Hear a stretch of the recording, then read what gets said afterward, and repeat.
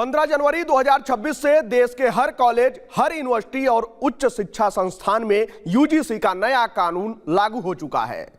Promotion of equity in higher education institutions regulation 2026 नाम भले ही equity का हो, लेकिन यह नियम आते ही कैंपसों में छात्रों के बीच डर, तनाव और टकराव का माहौल बन चुका है। सरकार का दावा है कि यह कानून एससी, एसटी और ओबीसी छात्रों को जातिगत भेदभाव से बचाने के लिए है, लेकिन जैसे जैसे इसके प्रावधान सामने आ रहे हैं, वैसे वैसे सोशल मीडिया पर यह सवाल तेज हो रहा है कि क्या समानता पैदा करने के लिए किसी एक वर्ग को पहले से ही अपराधी मान लेना जरूरी था। इस पूरी कवायद की शुरुआत सुप्रीम कोर्ट के एक निर्देश से शुरू हुई। रोहित वेमुला और पायल तडवी आत्महत्या मामला, इस मामले के बाद आरोप लगे कि देश के उच्च शिक्षा संस्थानों में पिछड़े वर्गों के छात्रों के साथ भेदभाव होता है। मामला सुप्रीम कोर्ट तक पहुंचा और कोर्ट ने यूजीसी को निर्देश दिया कि 2012 के पुराने नियमों को मजबूत किया जाए ताकि कैंपस में बेहतर और सुरक्षित माहौल बनाया जा सके।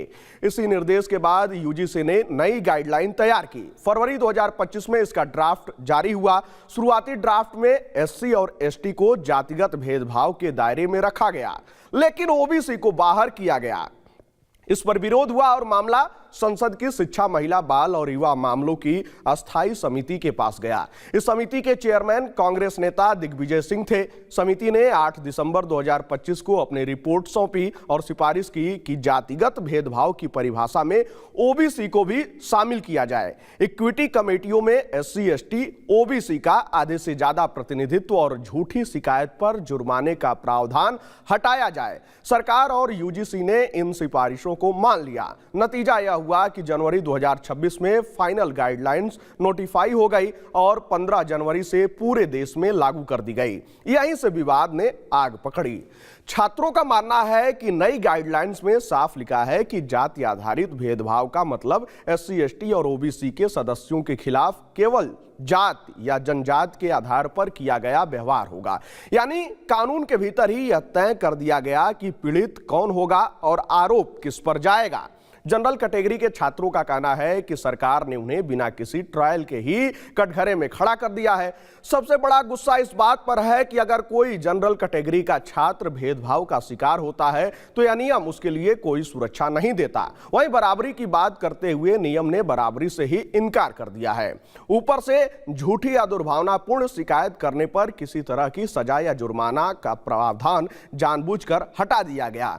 जिस देश में एससी, एसटी एक्ट के तहत बड़ी संख्या में झूठे मामलों की बात अदालतें कह चुकी हैं, उसी देश में सरकार ने कैंपसों के लिए बिल्कुल वैसा ही एक ढांचा खड़ा कर दिया है। नई व्यवस्था के तहत हर कॉलेज और यूनिवर्सिटी को इक्विटी कमेटी बनानी होगी।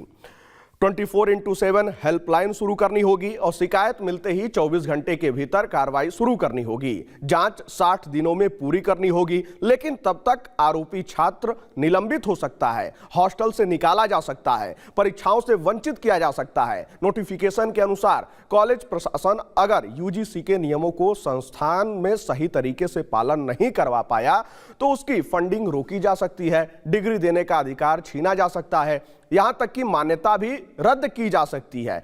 यही वजह है कि छात्र इसे लेकर सोशल मीडिया पर मुखर हैं और इसे शिक्षा सुधार नहीं बल्कि सामाजिक विभाजन की नई व्यवस्था मान रहे हैं। वहीं इस नई नियमावली को लेकर पूरे देश भर में विरोध देखे जा रहे हैं। खासकर करणी सेना या स्वर्ण समाज के लोगों द्वारा विरोध शुरू कर दिया गया है और वहीं सोशल मीडिया पर भी एक कैंपेन चलाने की कवायद चल रही है। खैर, इस नई नियमावली को लेकर आपकी क्या राय है? आपका विवेक क्या कहता है? क्या ये नियमावली सही है? आप अपनी राय कमेंट बॉक्स में हमारे साथ जरूर साझा कीजिएगा।